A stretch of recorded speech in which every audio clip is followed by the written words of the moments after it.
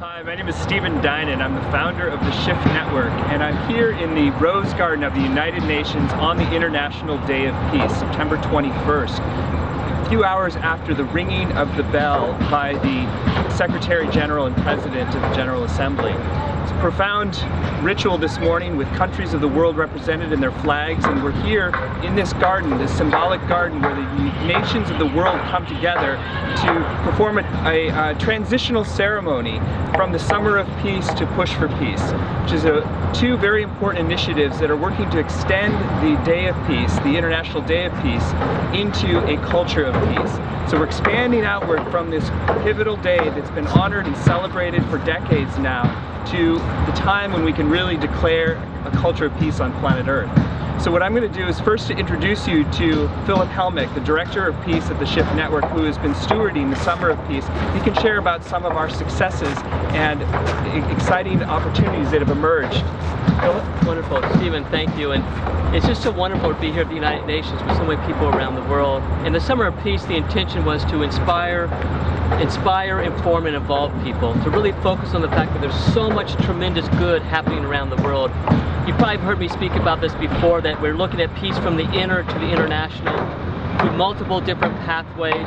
We've been highlighting throughout the Summer of Peace different sectors in a telesummit where we've interviewed over 120 people from around the world working on forgiveness, nonviolence, education, communication, business, justice, arts and cultures, healing cultural wounds, military, and the list goes on, and the stories are so inspiring. I mean, there really is a groundswell of humanity that's saying, yes, we must be the peace, and we must also take action, being the peace while taking action. And it's just been so incredible. We've had so many people around the world, and it's been culminating up to this day, and we're partnering with so many groups around the world, culminating into this event where there's peace mobs, there's meditation events happening around the world, the largest celebration of peace meditations, synchronized meditations in the world ever to happen is happening today.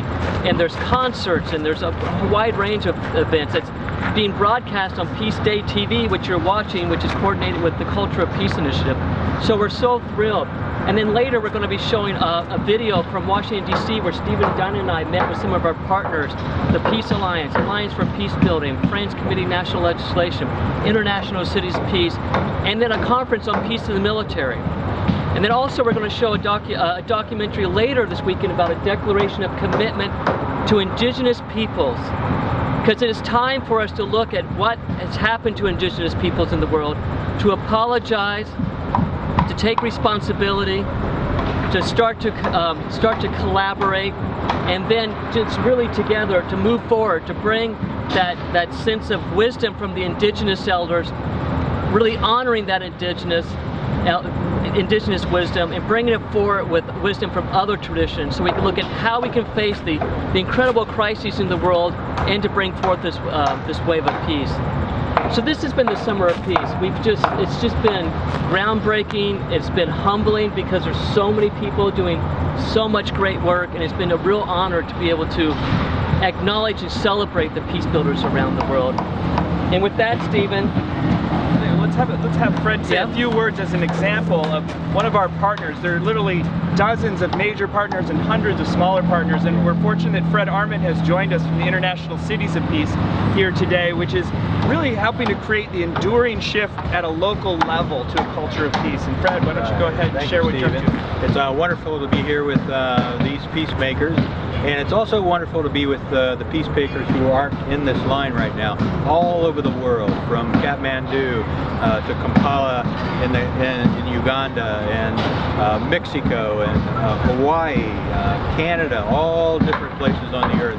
And that's what we're trying to do, form relationships and allow people to work for peace in their communities. International Cities of Peace is one a group that is trying to help in that effort, and it's an association of cities of peace around the world. There's 35 different cities, and they have from the city council and the mayors. Some of them have done resolutions and proclamations self-defining their community as valuing peace, and others are working in the grassroots area, in wellness area, in conflict resolution. There are many, many different ways to work for peace. I like to say there's 7 billion ways to work for peace, so we each have our way of working for peace.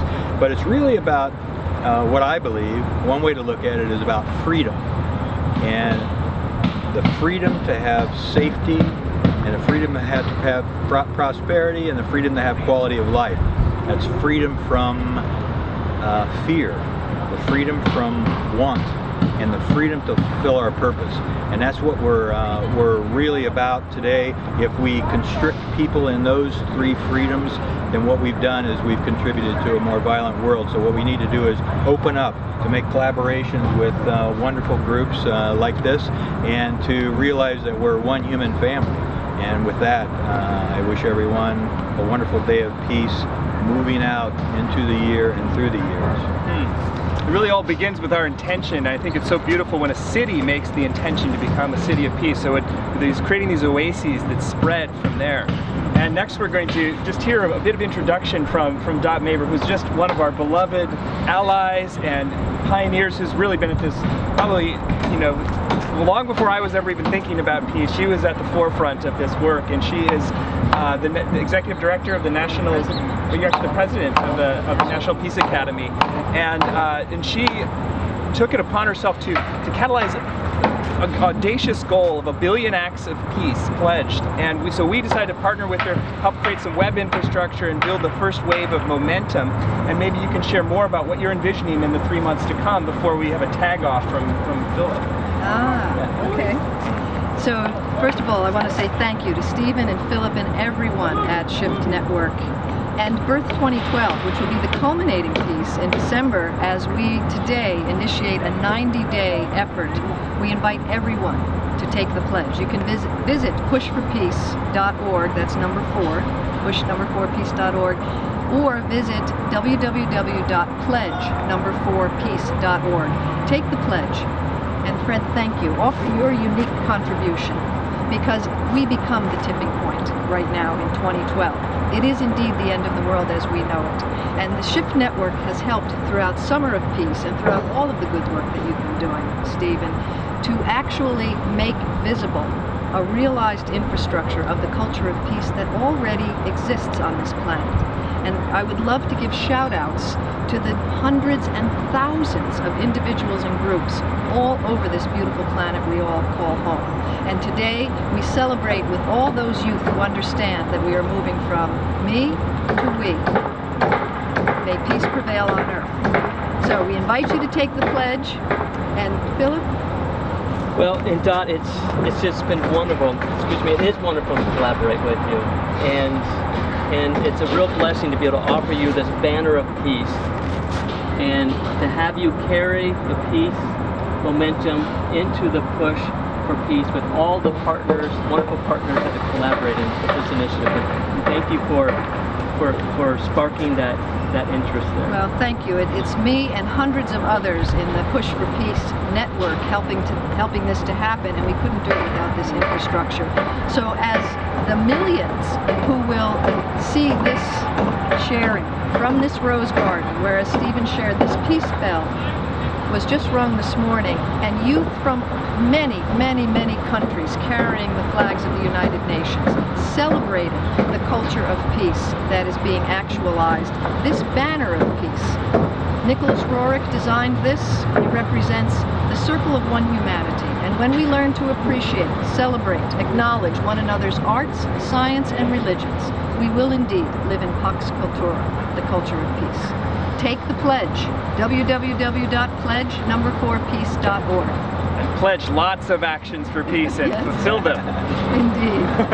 Thank you so much for joining us in this commitment to peace and the spreading of it in your own way, in your own community, from your heart to your family, to your community, to our world. And join us for Birth 2012 at the end of 90 days on December 22nd at events all around this planet.